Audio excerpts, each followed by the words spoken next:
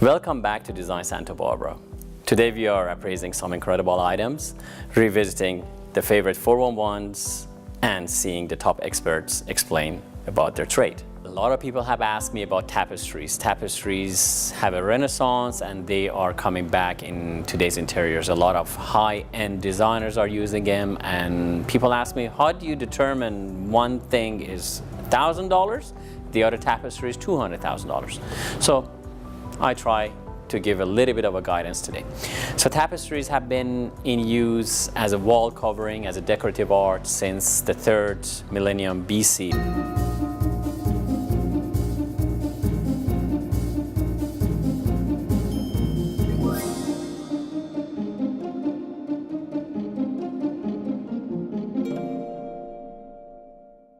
Post 15th century, a lot of tapestries were made in Europe, especially in Belgium and France, and hence the Flemish tapestries that they adorn all these big castles and European Renaissance walls. The least expensive ones are the ones that were made in the 19th century and 20th century, and as well being today, they're machine made. They are made on jacquard's loom, and they are just imitations of the old ones.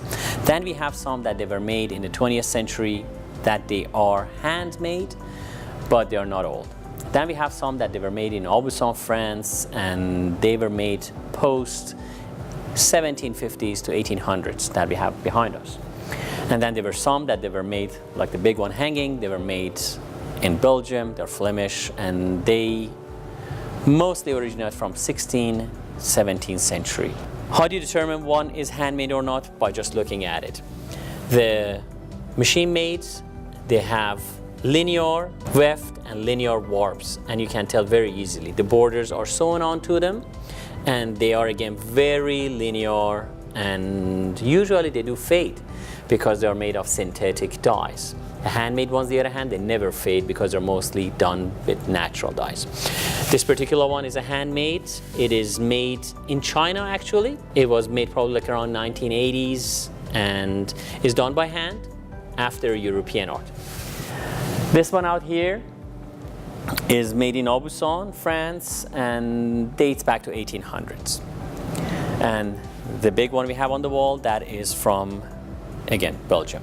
And that dates to like around 1680s to 1720s. The price difference is tremendous. The machine made we have here is made in France and was made on a jacquard's loom and sells for $1,000 in a 5x8. The handmade one, wool and silk, in a 5x8 sells nowadays for $3,500 because they don't make them anymore. Done by hand is a story of the past. Even in China, they don't spend that much time and labor on a tapestry like this anymore. The French Aubusson we have sells for $12,000 nowadays. And the 17th century Flemish tapestry sells for $2,000 to $250,000 today.